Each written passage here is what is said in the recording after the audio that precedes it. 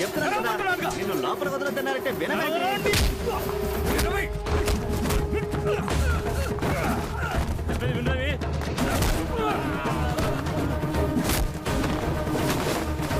ప్రభా నన్ను లోపలికి వదలమని చెప్పండి అన్న. నేను వెళ్ళేది నా బాబుని చూడటానికి, అది నా ఇంట్లోకి ఎవడరా నాటుకునేది? ఆపంటున్నానా? నువ్వు నీ అన్నయ్య ఇప్పుడు పగారు, అందుకే నీ అన్నయ్య లోపలికి రావద్దన్నాడు. పగాలేదు, బొగ్గు లేదు. కొడుకు చేయాల్సిన కర్మకాండని ఇంకెవడ ఎలా చేస్తాడు? ఆడపిల్లని లేచిపోయినిచ్చిన లోపలికి వదలమంటే ఎవడ వదులుతాడు? ఎవరు లేచిపోనిచ్చింది? నువ్వు చూసావా? రేయ్, అందరూ జాగ్రత్తగా వినండి. నా అన్న కూతురికి ఒకడు నచ్చాడు, వాడితో జీవితం ఆడుకుని వెళ్ళిపోయింది. ఒక్కొక్కడి ఇంట్లో ఏం జరుగుతుందో ఎవరికి తెలీదా? ఎంతైనా నువ్వు రెండో భార్య కొడుకువి, అలాంటప్పుడు కొరివి పెట్టే హక్కు నీకెలా వస్తుంది? ఏమయ్యా, తల్లికి పెద్ద కొడుకు, తండ్రికి చిన్న కొడుకు అంటారు కదయ్యా. బాబుకి ఆఖరి కొడుకు నా తమ్ముడు జయచంద్రే. తగులుకున్న దానికి పుట్టిన కొడుకు దూరంగానే ఉండాలి. వద్దన్నయ్యా, నీ పంతం నెగ్గించుకోవడం కోసం నాన్న బతుకే మచ్చ తెచ్చి పెట్టుకో. రేపు నీ తల్లికి ఏమన్నా అయితే పెద్ద కొడుకుగా నువ్వే కదయ్యా కురువు పెడతావు. అయితే ఇప్పుడు పెద్ద భార్య చిన్న కొడుకు పెడితే పోలా? రామచంద్ర, ఆ రోజు మీ ముగ్గురు తల్లి లేని వాళ్ళు అవుతారని మీ అమ్మ పోయాక మీ నాన్న బాధపడ్డాడు. సర్లే, పాపని మా అక్కడి నుంచి పెళ్లి చేస్తే ఈ రోజు పావులా బస్సు కొడుతున్నారు కదా.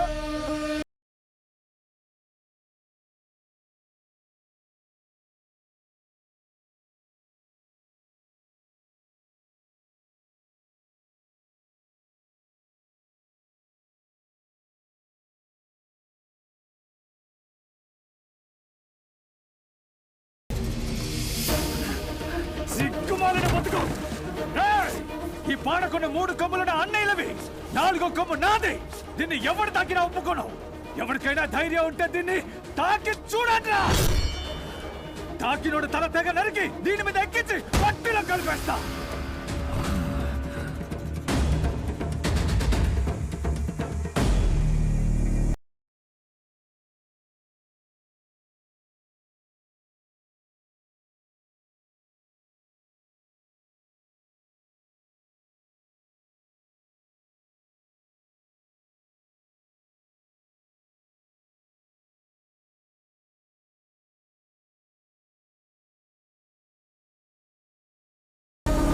రవి, నరికేరా నీచపు విధాని.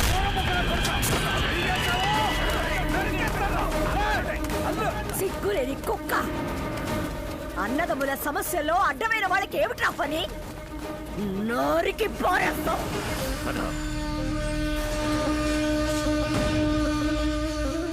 పోరా పోరా బయటికి. బాబు, ఆ కొమ్ముని ఎవరు పట్టుకున్నా పర్వాలేదు. నువ్వు పట్టుపట్టి గెలిచావంటే ఓడిపోయేది నీ అన్నలయ్యా. వాళ్ళోడి నువ్వు గెలిస్తే బాగోదు. చూడయ్యా, వెతుకుతున్నాడు. ఒకవేళ తీసుకొచ్చేస్తే మిగిలిన పరువు కూడా పోతుంది. ఏమైందన్నా? ఇది చూడు బాబు. ఎవరు పంపించారు? ఆ సోమరాజే బాబు.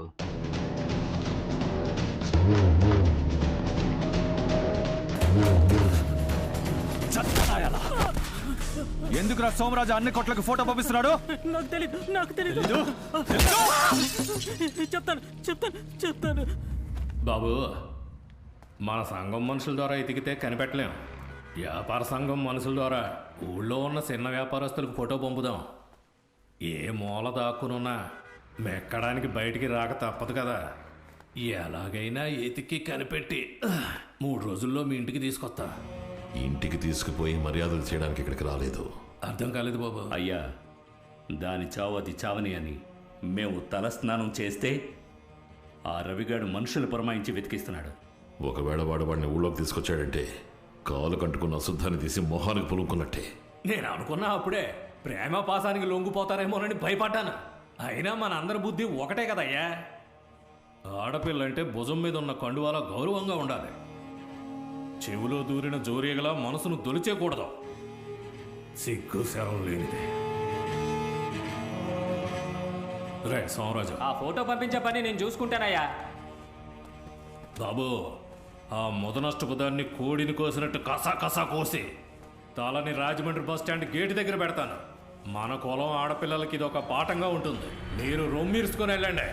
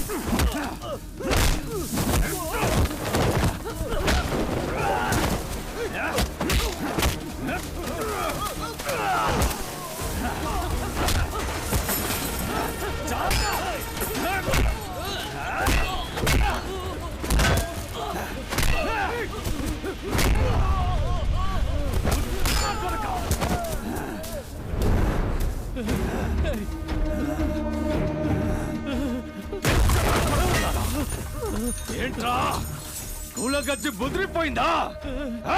నకిలీ గౌరవానికి నరబలి కావాల్సి వచ్చిందా? వ్యాపార సంఘాన్ని గూండా సంఘంగా మార్చాలనుకుంటున్నావా? కాదు కాదు, ఏదో కోడి గొంతు నరికినట్టు నరికేస్తానన్నావట.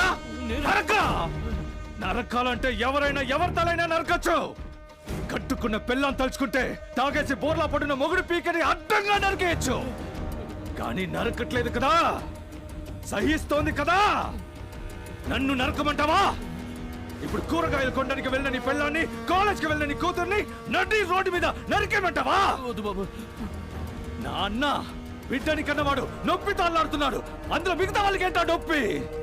రేయ్, అబ్బా కొడుకుల బంధం, అన్నదమ్ముల సమస్య, వీటి మధ్యలో దూరి చలి కాచుకుందాం అనుకున్నారా? నా ఇంటి బిడ్డ మీద ఆవగించంత గీత పడినా సరే నీ అయ్యా నీ వంశాన్ని నరికి పోతూ ఉంటాడ్రా.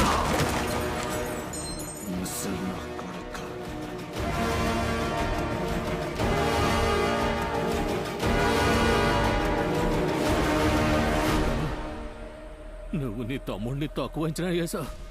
ఈ విషయం తెలిసి మదం ఎక్కిన ఏనుగులాగొచ్చి ఇక్కడ అన్నిటినీ ధ్వంసం చేసి వెళ్ళిపోయాడు.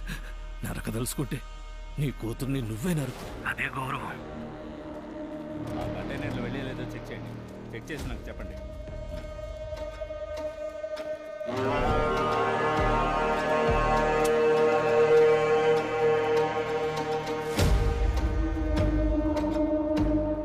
అన్నయ్య, లింగం ఫోన్ చేస్తూనే ఉన్నాడు. ముగించేస్తానంటున్నాడు. అన్నయ్య, వాడు రవికే శత్రువు, మనకు కాదు. నాన్న చనిపోయినప్పుడు చుట్టాలు, బంధువులు, ఊళ్ళో వాళ్ళు అందరూ భయపడి చచ్చారు. లింగం ఒక్కడే మన కోసం నుంచున్నాడు. వాడు ఆ రోజు పాడి మీద చేస్తుంటే కాల్చి పారేస్తుండేవాడిని. మన బాబును మోయడానికి వాడేవడరా? అన్నయ్య, వాడు కూలోళ్ళ పని ముగించుకొని పోతూ ఉంటాడు. దానివల్ల మన చొక్కాకి రంగెలా అంటుకుంటుంది. వాడి కాలు పట్టుకునే మనం పైకెక్కాలంటే మనం వాడి తల మీద ఉన్న వెంట్రుక్కి సమం.